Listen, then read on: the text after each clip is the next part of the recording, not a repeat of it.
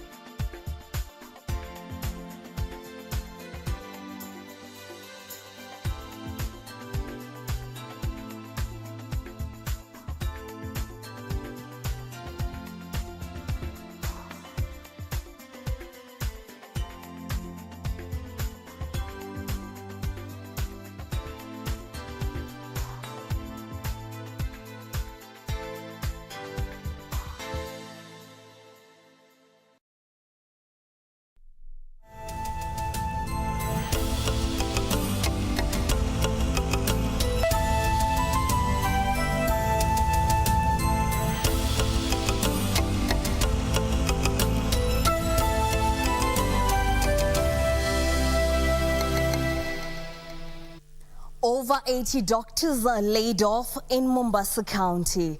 Doses of COVID-19 vaccine expected in the country come February and day 3 of school reopening.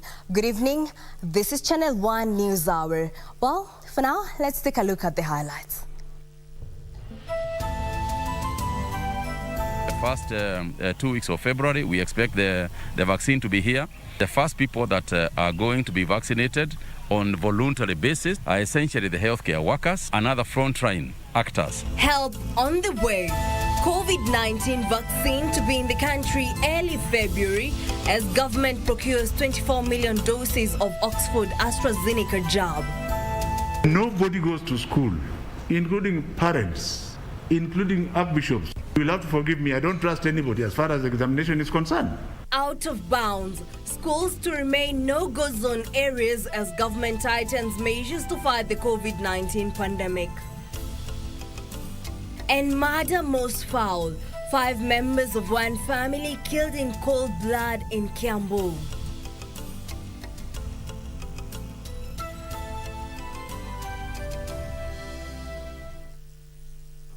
Welcome to the broadcast. My name is Jackie Wambiro. Our sign language interpreter is Simon Karutha. Now remember, you can interact with us on our Twitter handle at KBC Channel 1 or at Jackie Wambiro. Now moving on. The country is expected to receive the first batch of the COVID-19 vaccine next month. Health Cabinet Secretary Mutahi Kagwe has confirmed that the government has already procured 24 million doses of the Oxford AstraZeneca vaccine, which will be arriving as early as February. This coming even as the country recorded another 271 new coronavirus cases in the last 24 hours from 5,380 samples tested in the same period. Kenya is edging closer to acquiring the much-awaited COVID-19 vaccine, which will be a game-changer in the fight against coronavirus pandemic in the country. Health Cabinet Secretary Mutahi Kagwe now saying that the government has already procured Oxford's AstraZeneca vaccine, which will be arriving as early as February. As I said, in the first 2 weeks of February, we expect the vaccine to be here. I have explained that the first people that are going to be vaccinated on voluntary basis are essentially the healthcare workers and other frontline actors. Frontline actors being doctors, nurses, teachers, and so on and so forth. The CS noting that the government is exploring different sources of getting the COVID-19 vaccine, with healthcare workers expected to be among the first to get the jab.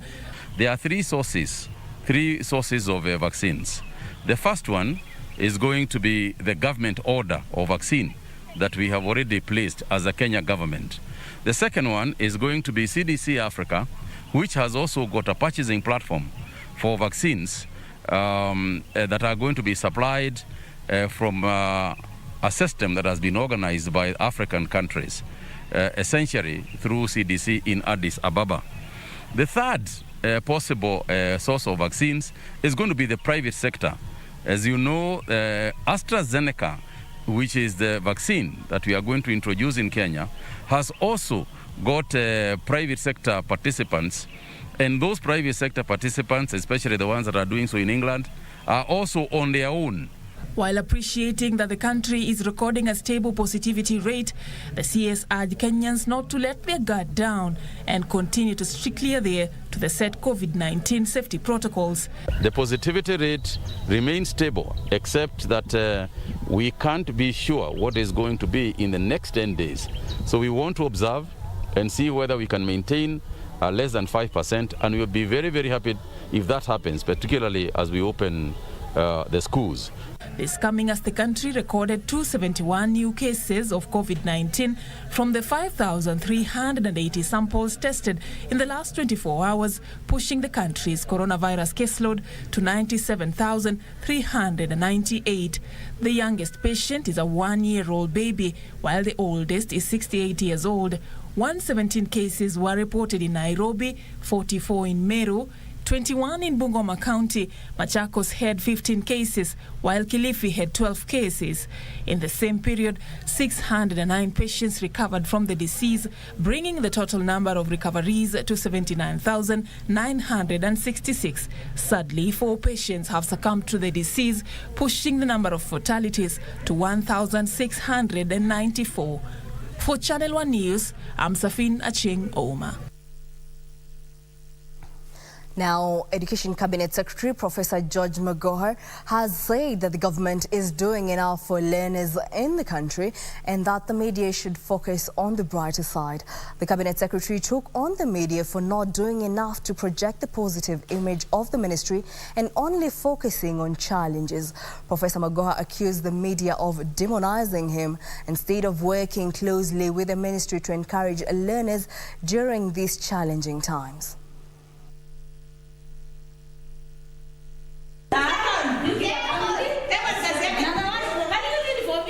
The Ministry of Education has expressed disappointment over how media has been covering education matters in the wake of the coronavirus pandemic.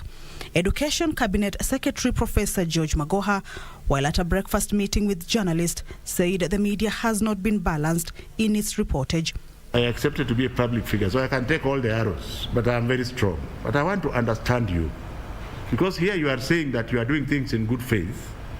Today, in one of your media, print media, I don't mind the cartoons, but I am supposed to be fueling a bus without wheels, and it is full of children.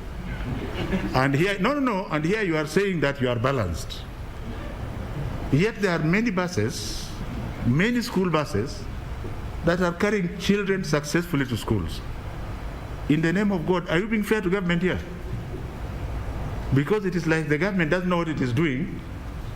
We are groping around and we are fueling a vehicle which has no wheels, which is going nowhere.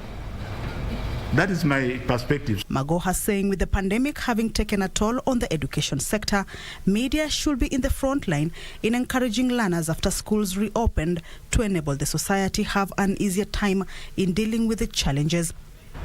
If you want to make somebody a demon, you can do so. But remember that I'm serving the children and that I'm not looking for a job. I'm serving our children. So if you want to contextualize what you are reporting, start from the beginning to the end. Don't just cut the center, which demonizes somebody. This I'm beginning to see, because I start from a perspective, then when I'm at the peak, you show me there, and I just look like a mad person talking. Yet there was a reason why, and you easily edit it out. And I'm told you are the editors. According to the CS, the government is doing enough to address issues of infrastructure in schools, and that 15 billion shillings was set aside for maintenance of schools. While reiterating that social distancing in schools shall remain the biggest challenge, the CS was categorical that the schools shall be a no-go zone for outsiders, including the media, terming the measure as crucial with the KCSE exams around the corner. Who has singled out the media? We have said nobody goes to school, including parents, including archbishops. So why do you think you are special that you should go to schools? When we are going there, we kindly ask you to follow us. When we said 4.5 years ago with Fred Matiang'i and General Kaiseri and Dr. Macharia, that the third term for the examination class shall be closed. Why do you want to make my work so difficult? It is closed. Health Chief Administrative Secretary Mercy Mwangangi, however, says the ministry has put in measures for psychosocial support for learners and teachers. We've looked at the sick bays within the schools. We've looked at our school nurses to be able to also give them capacity building, for them to recognize when a child is struggling, for them to recognize when a teacher is struggling. Kamche Menza for Channel 1 News. Still on education matters, the government has launched a countrywide manhunt for all learners who are yet to resume classes. Interior Cabinet Secretary Dr. Fred Matiang'i at the same time directed all regional and county administrators to form a database of all learners in their jurisdiction and use it as a tracking device. It is the third day since schools reopened for their second term, with authorities crisscrossing the country to assess the preparedness and turnout of learners.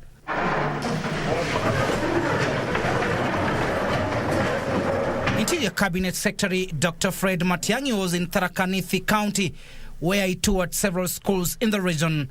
Matiang'i saying the government has launched countrywide search for all those learners who have not resumed classes across the country. That we are mounting a manhunt for those 84 students. The principal gave us the list.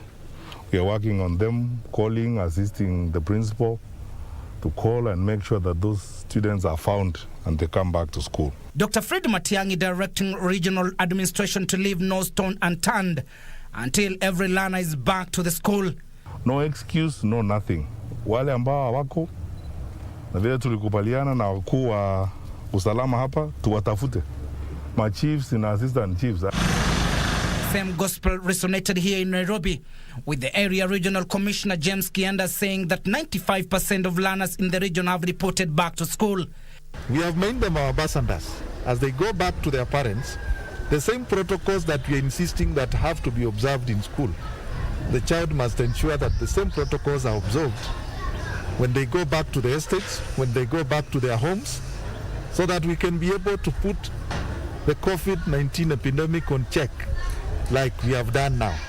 In Nakuru, Rift Valley Regional Commissioner George Natembea has directed chiefs to crack down on pupils and students who have not reported school after engaging in income-generating activities. Natembea further ordered the administrators to track down over 5,000 teenage pregnant girls and ensure that they return to schools. Kama mimba ni changa, mtu hapo na mimba ya miezi miwili, utamwambia wewe ngojea mpaka uzae ndio rudi kwa shule. Waje aende kwa shule, asome, aenda atajifungua, ikifika miezi 9 aenda ajifungue, akae kidogo anyonyeshe mtoto miezi 3, awachie mama yake. Ama ile kijana ambaye alifanya maneno kama huyo mzee, arudi wapi? Arudi kwa shule. And in Migori County, multi-agency team led by County Commissioner Boaz Cherutich has launched a mop-up campaign to return learners to school. The initiative spearheaded targets more than 5,000 girls who have not reported since school reopened on Monday as a result of teenage pregnancies and early marriage. In other news, a strict implementation of the COVID-19 protocols is a real struggle for thousands of learners who turned up at various schools across the country on day 3 of reopening of learning institutions. Now, a spot check revealed that some of the learners intentionally or subconsciously took off their face masks to talk to their friends or teachers, even as adherence to social distancing proved a hard nut to crack for many kids, especially when they're excited to talk or play with each other. Ben Chumba has more details. After being away from school for more than 9 months due to the COVID-19 outbreak, learners, teachers and staff are expected to implement public health measures in order to prevent and control spread of COVID-19. However, a spot check across various schools reveals that stringent social distancing in schools is impossible to achieve due to high population of learners in some schools. Na tunaomba ya kwamba serikali tusaidie jinsi ya kuongeza madarasa ndio watoto wapate nafasi nzuri ya kukaa wakisoma. Hata sasa hivi ninapoongea tunaangalia tu watoto wengine ndio hawa wanasomea kwa miti, hawana mahali pa kuingia kwa darasa. Tena upande wa desk. Social distancing at school becomes even harder for many kids when they're excited to talk or play with other kids and end up getting too close to each other without realizing it. Sijui nitafanya namna gani. At least kwa darasa unaweza weka hiyo distance na washike. Saa hii watoto wanaguzana tu pamoja wakishikana wakicheza nje. At Panpepa Primary School in Lugari Sub-County, learners and teachers have been forced to endure a harsh weather condition due to lack of an office and classrooms. Kama mvua inaweza nyesha, sasa sijui hata watoto nitawaweka wapi kwa sababu hata hawawezi wakajaa darasa lile moja kwa kuchikinga. Other schools like Emukaba in Lurambi and Butobe in Mumias West are facing similar challenges with water shortage hindering the implementation of the Ministry of Health protocols in the fight against COVID-19. Kusema ya kwamba ati watoto watembee na sanitizer kutoka nyumbani, wataanza kuichezea na wanaanza kukunywa, wakifikiria ni kwamba ni maji na itawadhuru. Ndio tunasema ya kwamba tuwe na mpango mwingine mwafaka ambao itasaidia watoto. Ama hii sanitizer iwe na mpango kwa shule, mtu ambaye anaweza kuwapatia kidogo wakinawa mikono. Na hata hivyo, sisi hapa hatuna maji kwa sababu pawa la maji limeharibika. Na watoto jinsi ya kunawa maji wakienda kwa shule tena imekuwa ni vigumu. Stringent wearing of face mask for many learners is another real struggle, as some of them took off their masks to talk to friends or teachers without realizing they are doing it. Lakini tunasikia tu wakisema sijui serikali inatoa maparakoa kwa wale hawajiwezi. Sasa tunashangaa hao wenye hawajiwezi wako tu huko Nairobi ama ni huku reserve. Mimi nafikiria watu wenye hawajiwezi ni watu wala hata kufika Nairobi ni ngumu.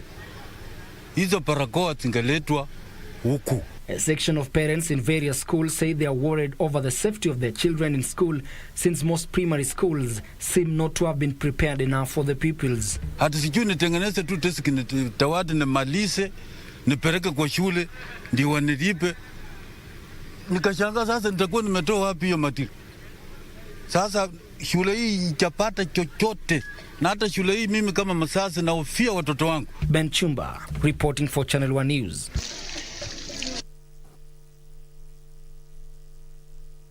Of COVID-19, at least 5 schools in Tiati Sub-County in Baringo County are yet to resume learning after learners failed to report back. Tiati Deputy County Commissioner Jack Tonoring says his security team is undertaking an elaborate plan to ensure all learners report back to their schools.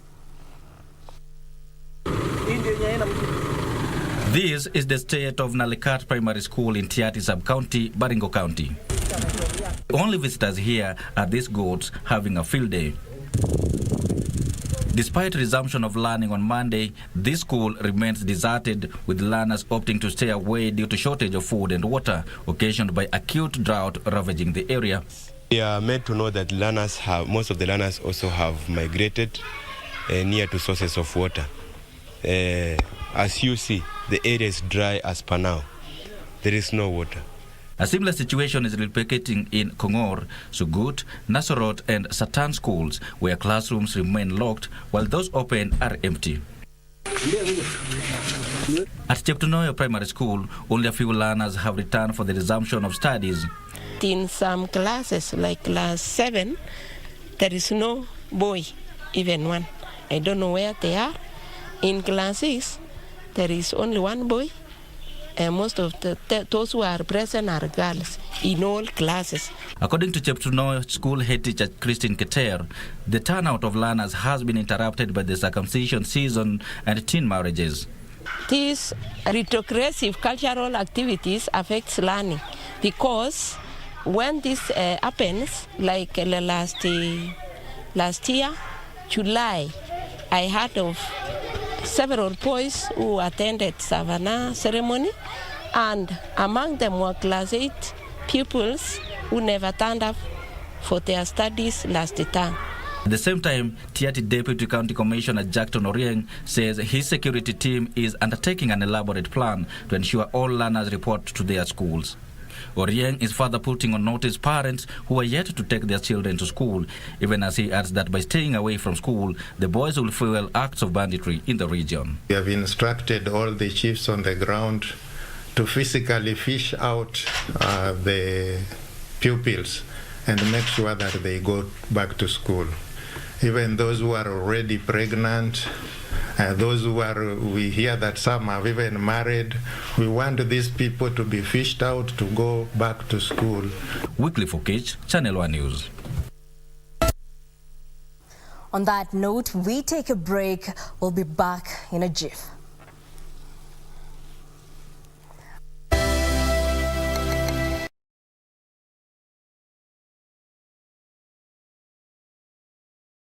Muone Faisal ndio huyu aliwekelea bid ya TV na ndio hii anaenda nayo. Faisal, hebu tuambie ni vipi uliwekelea bid? Nilienda kwenye website ya Quickbid. Nikatizama nikachagua kuwekelea kwenye TV. Sasa niliwekelea mara 3. Nikaja kwa mshindi, nikakutana bid yenye imenifanya kwa niko mshindi ilikuwa ni 168. Sasa leo nimekaitwa nikaja nikachukua nichukue TV yangu. Haya Faisal, haya mali yako. Tukusaidie. Asante. Jiunga na Quickbid ni rahisi. Enda kwenye M-Pesa, bonyeza paybill kisha weka business number 4032353. Kwenye account weka kodi ya bidhaa unayotaka na bid yako ya chini zaidi. Kwa mfano TV 16, kisha weka shilingi 20 tu kama idadi yako. Weka bid yako pia kwenye www.quickbid.co.ke. Kumbuka, bid ya chini zaidi ya kipekee ndio hununua. Quickbid, bidhaa bora kwa bei ya chini. The magic of FA Cup is back with mouth-watering ties as the Premier League and Championship clubs enter the competition in the third round. KBC Channel 1 will ensure you don't miss out, live and exclusive on your True Sports partner from the 8th to 11th of January 2021 as we kickstart the new year with you in mind. Save the dates for the best and route to the finals.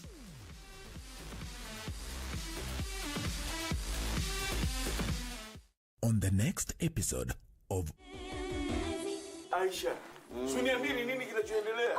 Masudi mpeleke General Hospital huyu hebu. Unipeleke General Hospital kwani mimi ni mgonjwa? Kwanza mpatikana kwa ajali kubwa sana. Mambo ya pesa yatoka wapi? Jana ulizungumzia kuhusu nini wewe? Si uliambia mzee wangu kuhusu maamri? Masudi hebu mwambie nipatie pesa zangu. Mtoto wangu basi. Pole.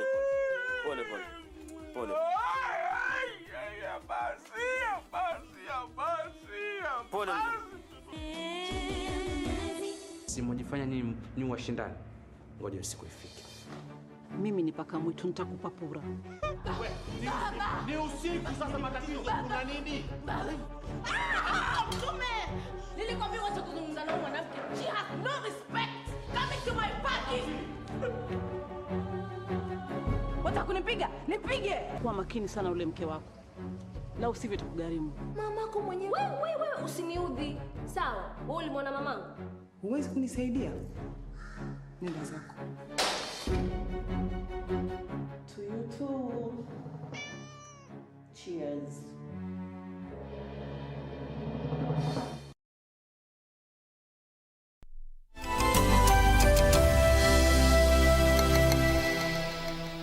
Welcome back. Now let's proceed.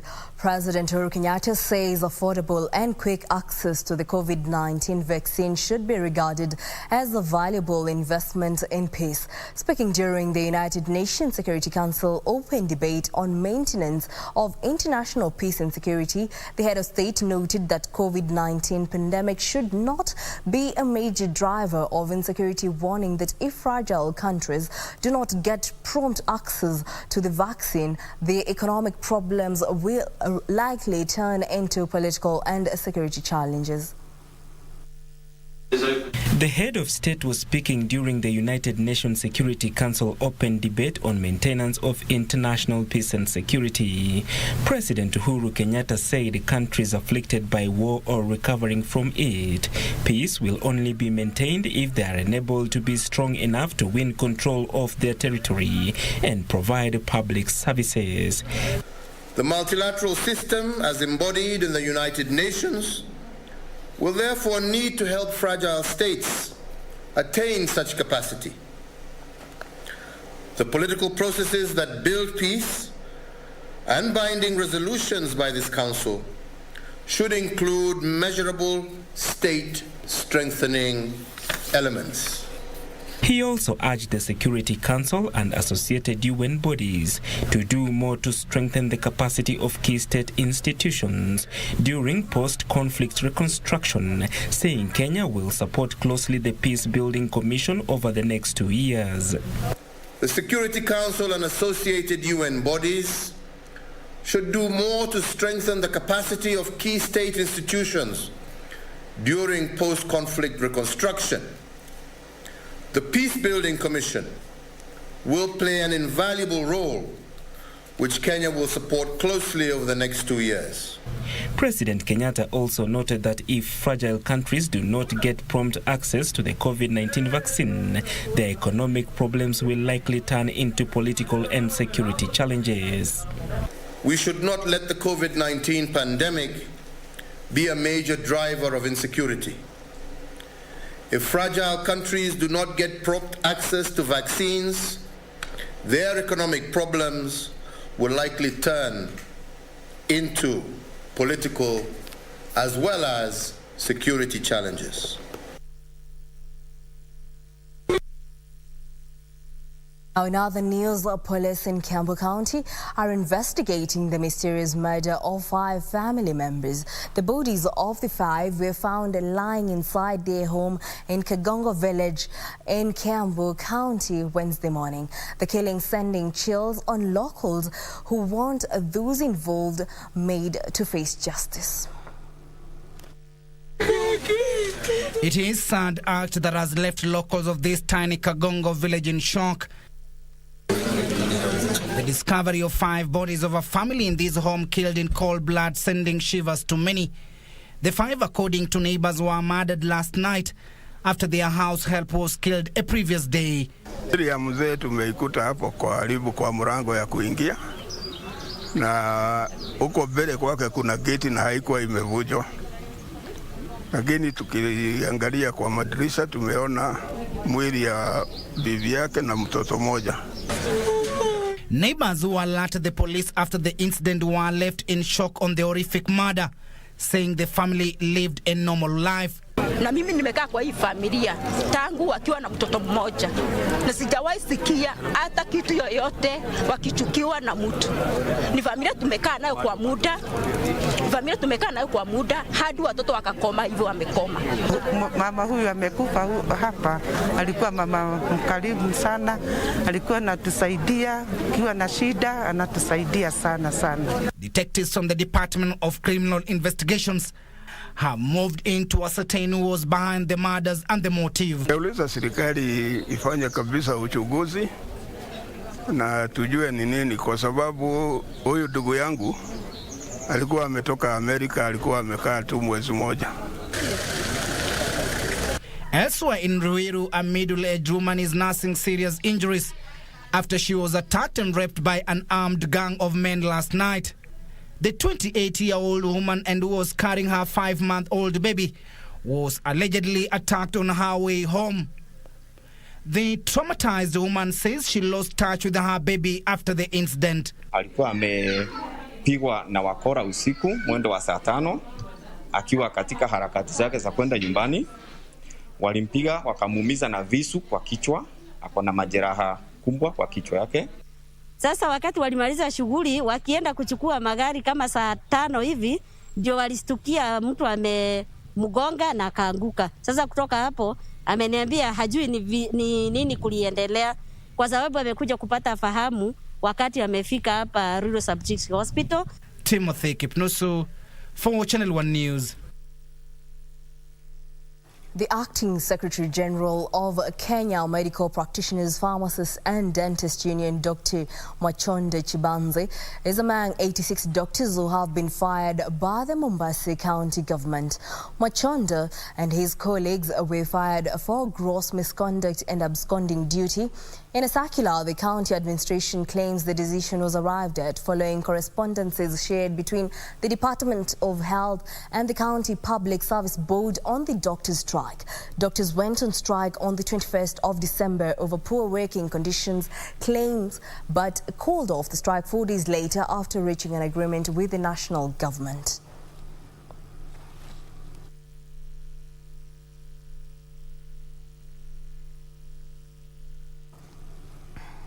Now, still on health matters, talks to end the ongoing stalemate between striking nurses and county governments failed to materialize Wednesday, with nurses citing frustrations from governors who they allege have declined to sign a return-to-work formula agreement between the health workers and 2 levels of government. Nurses had on Tuesday hinted at calling off the strike on condition that the Council of Governors officials first append their signatures on the document.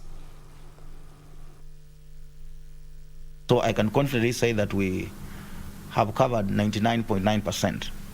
We hope that 0.1% will be covered tomorrow as early as possible so that we can allow our members to go back to work and serve Kenyans.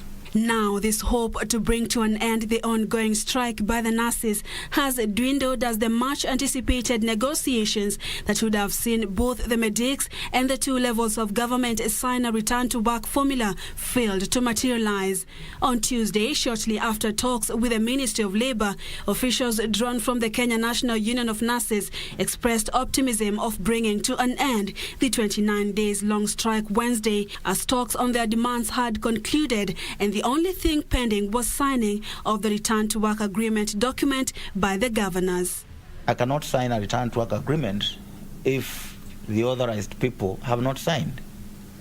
I cannot call off the strike before the execution of the agreement is done. Clinical officers, on the other hand, are threatening to resume their strike this week, citing frustrations from the governors who have declined to append their signatures on an already negotiated return-to-work agreement document, while doctors in Mombasa who have vowed to paralyze health services in public hospitals in the entire county blamed the county administration for failure to honor the Christmas Eve return-to-work agreement led by the Mombasa branch KMPDU Secretary General Dr. Abidal Mwache. The medics cite frustrations by the county administration, saying none of the demands agreed upon has been honored. We kept our part of the bargain and they've refused to keep theirs. What was in that document involved job progression for doctors who have stagnated for 5 years, some 6 years, some even 10 years on the same job group despite advancing themselves in learning. Doctors called off their nationwide strike on the 24th of December 2020 after reaching an agreement with the national government, with clinicians following suit on the 1st of January this year.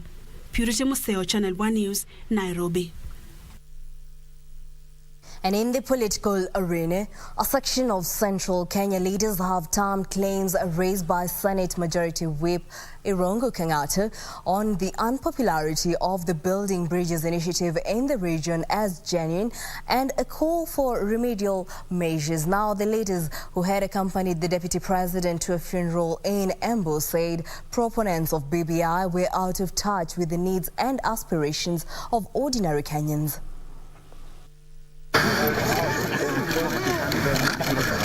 The leaders attending the burial for Jones Wakinyua Njuki, sister to His Eminence Cardinal Njue in Embu County, said there was a need to educate the public on the contents of the document to boost its appeal among the citizens. The leaders cautioned that Kenyans are opposed to the BBI document because most of the key issues they had raised were not addressed. Hii maneno tuliona mbali na tukajua hii gari itakuwa na ajali huko mbele. Wakati watu waliingia kiburi, tukaambia tukae chini tusikizane, wakakataa. Tukaambia hata hii BBI si mbaya, tuangalie kipengele moja hapa na ingine hapa. Wakasema hakuna kubadilisha koma wala full stop. Kama viongozi tuambiane ukweli. Saa zingine hatutaki kusema ukweli. Kulikuwa senator aliandika barua na ilikuwa na ukweli. I think our brother senator must have discovered kura nyama mingi sana inachanganya watu. Akaonelea sasa kule ya kangaroo, akule ya fish ili aweze kunena maneno ambayo yako hapa Mount Kenya region. They lamented that those pushing for constitutional amendments do not want to engage in honest conversation about the situation in the country. Sahi hatuna madaktari, hatuna pesa yao, walimu hatuna pesa yao, tuko na shinda. COVID is with us. Hayo mambo yote cumulatively tuko na shinda nyingi sana, tunataka tujiulize where are we headed. Kwa hivyo hayo mambo yote, Your Excellency, tunajua kuna shinda. Sasa tunajiuliza, between all those problems and 14 billion for BBI, which is priority? Deputy President William Ruto said he will steer clear of BBI politics and instead focus his energy on the implementation of the government projects. Wakati nilienda Bomas nikaona inataka kwenda Kombo, nikasema wacha ninyoroshe kidogo. Nikajaribu kuwasaidia kunyorosha, lakini sasa tena wamechelewa, hawajaleta kusomesha wananchi. So mimi naomba wale wanahusika na hii mambo ya BBI, tafadhali leteni wananchi wasome ndio waamue, kwa sababu Kenya ni yetu sisi wote. Meanwhile, mimi nitashughulika na ile kazi mlituchagua tufanye. Tutasaidia Uhuru Kenyatta kufanya ile kazi ya maendeleo.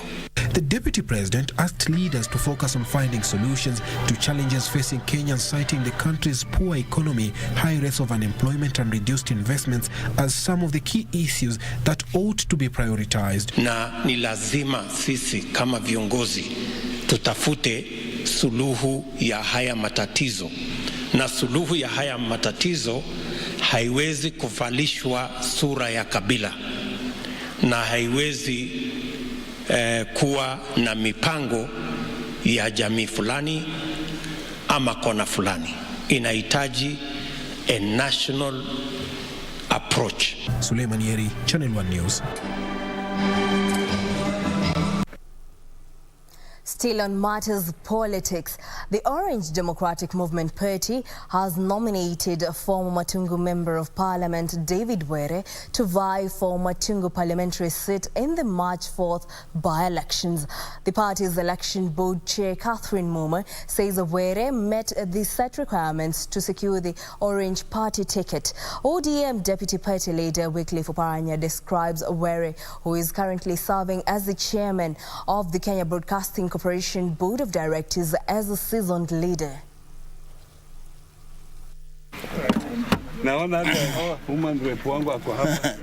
The Orange Democratic Movement Party has nominated candidates for Matungu constituency, Uasin Gishu's Huruma Ward and Nakuru's London Ward for the 4th March slated by elections. While exceeding confidence of a win, ODM leaders said the party will not shy away from taking part of by-elections across the country. Saa hii sasa tunajipanga na tunataka tujipange vizuri, tuunde serikali ya 2022. Tunaangalia vyama vingine ambazo tunaweza kuja nazo pamoja, zije pamoja, tushauriane, tuone ya kwamba 2022 tunaunda serikali. You cannot pick on something useless. You can only pick on something that is of import. And just like our party leader always says, you cannot throw a stone at a tree that has no fruit. Former Matungu Member of Parliament David Were, who is currently the chairman of KBC Board of Directors, will flag the ODM ticket in the forthcoming Matungu constituency by-election.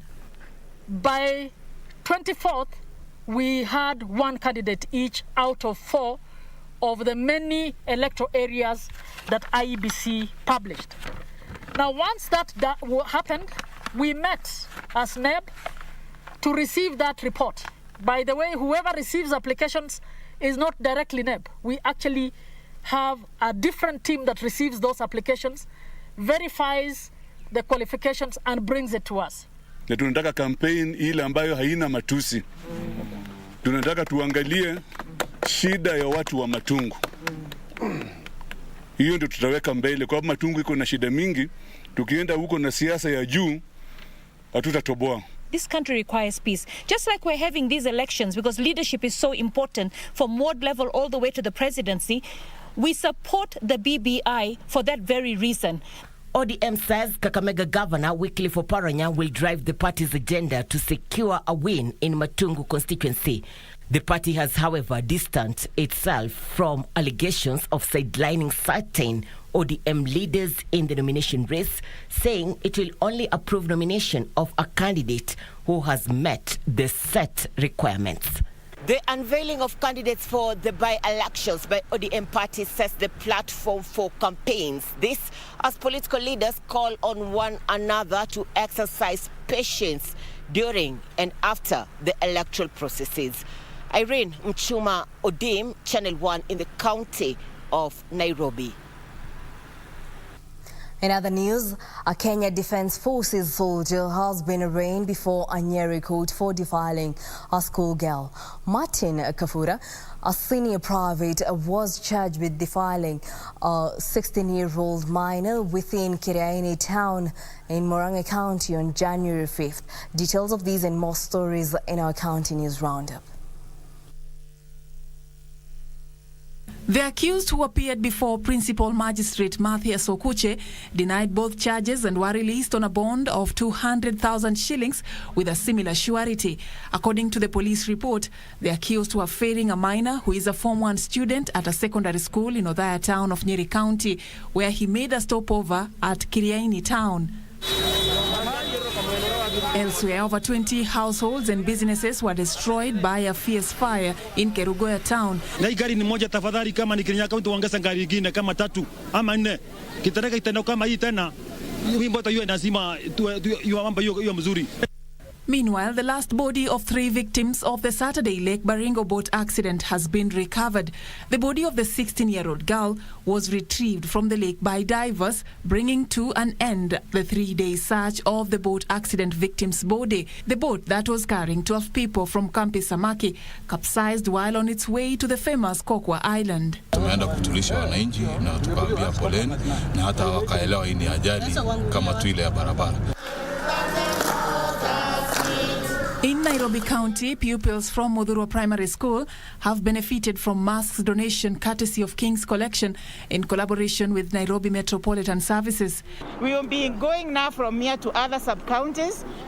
One school in every sub-county will also receive these masks, 2 for every student. And needy schools in Bomet County have benefited with face masks, sanitizers, and hand-washing equipments from Japanese donors. A lot of people have lost jobs, so we also wanted to contribute back home in terms of giving, being a source of income to some people. Finally, a Muslim lobby group, Kenya Muslims Advisory Council, is demanding an immediate end to the diversion of humanitarian food relief from the Kingdom of Saudi Arabia, meant to help the needy Muslim communities in Kenya. Hivi karibuni inshallah tutaanza mikakati ya kuona kwamba misaada kama hiyo na mengineyo inapopewa baadhi ya mashirika ya Kiislamu na wakaanza ufisadi, tutawachunguza na kutoa ripoti kamili kwa dola ya Saudi Arabia kupitia serikali ya Kenya na ubalozi hapa Nairobi.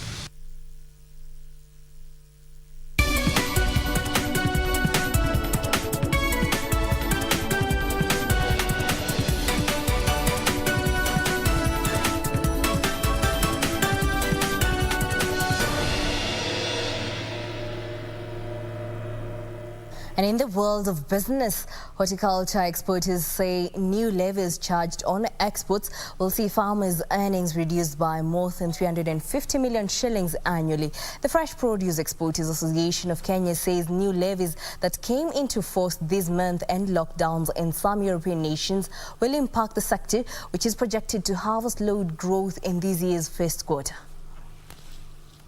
Farmers exported 307 million kilograms of assorted fresh produce worth 151.1 billion shillings, a 5% increase from 2019. Farmers' earnings are expected to drastically reduce this year after the implementation of the Horticulture Crop Regulation 2019 that imposes an export levy of 0.2% on all horticulture exports. Players in the sector estimate the new levies will increase taxes from the current annual average of 90 million shillings to a whopping 377 million shillings. This levy that the government has imposed on the exporters, the 0.25% levy on free on board basis, is a burden to exporters. Initially, exporters were paying 30 cents a kilo for all the produce that was exported.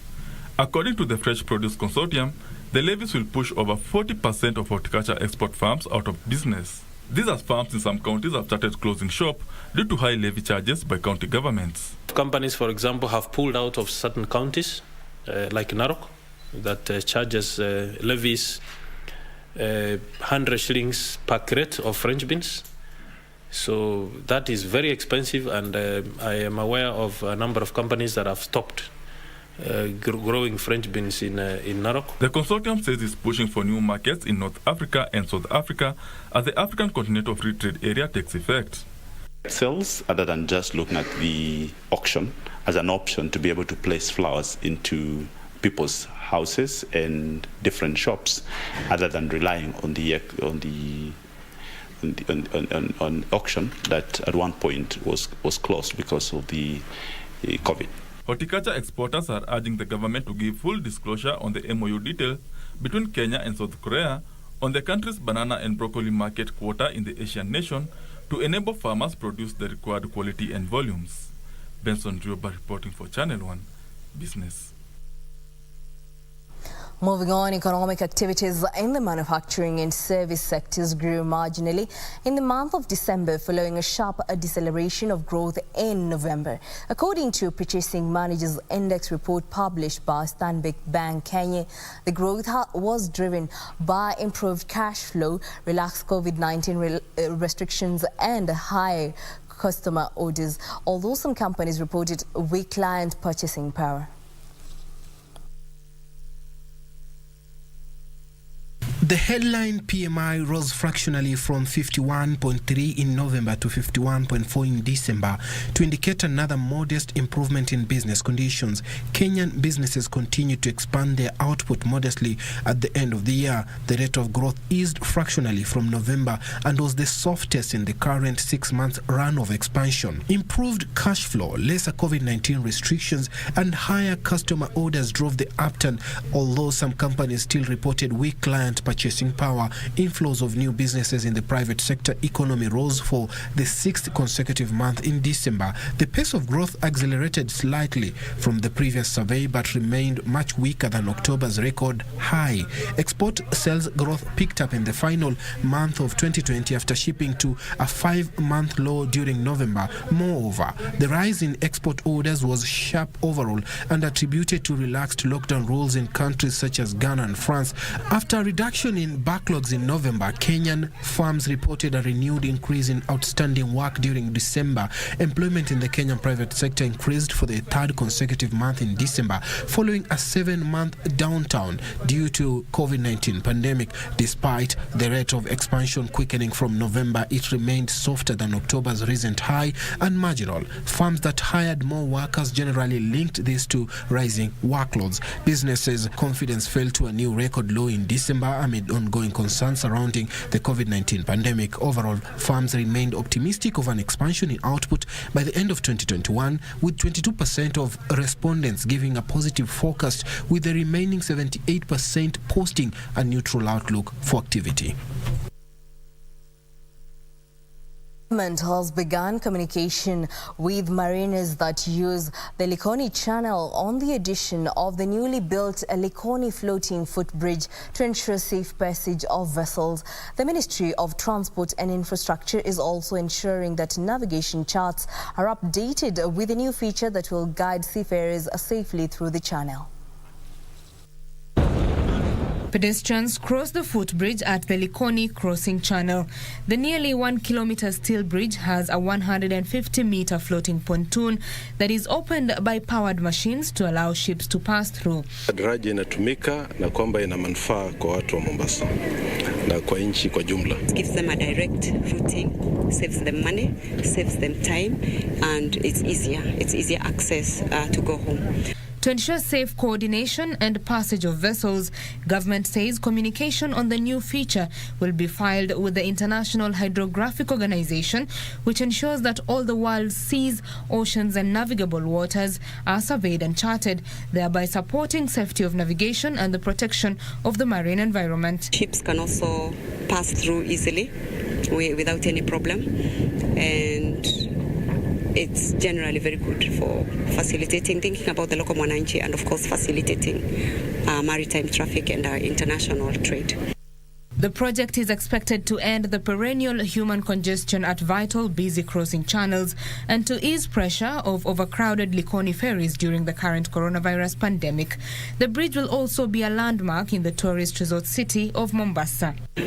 One of the things we are going to do as a port state facilitating traffic is issue the necessary notices, because KPA took over running of the bridge when it was opened, saying they would ensure the bridge operates during peak hours in the morning and evening to reduce congestion in the nearby Likoni ferry channel.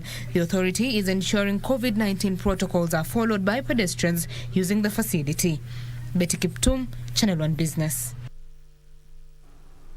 Cargo transporters and travelers will have the option of using the train from Mombasa all the way to Malaba by the end of the year, as the Transport Ministry has assured the Naivasha-Malaba meter gauge railway upgrade will be completed by July 2021. Transport Cabinet Secretary James Macharia says the 11 billion shilling project is on course and will offer alternative transport options for users. By revamping the section of the meter gauge railway line, the government will link the standard gauge railway line and the meter gauge railway line in order to provide a seamless connection between the port of Mombasa and Lake Victoria in Kisumu, and also a main border point with neighboring Uganda at Malaba. The end result will see Kenya Railways transport cargo exclusively on rail, albeit with an interchange from SGR to MGR line at Longonot Station. We have considered the entire country in terms of the railway network. And as of now, we are doing actually a new line from Naivasha, a new line all the way to Naivasha Longonot, new line, MGR line of 23 kilometers. The 24.3 kilometer link that will facilitate the transition of cargo from SGR to MGR line at the interchange point is under construction at the Naivasha Inland Container Depot. When it gets to Naivasha, the old station of MGR is being upgraded all the way to Malaba. Cost of that project is 11 billion shillings. It will be completed by July this year. And so from July, you can be sure that you'll be riding in a very comfortable train from here, actually from Mombasa, all the way to Malaba.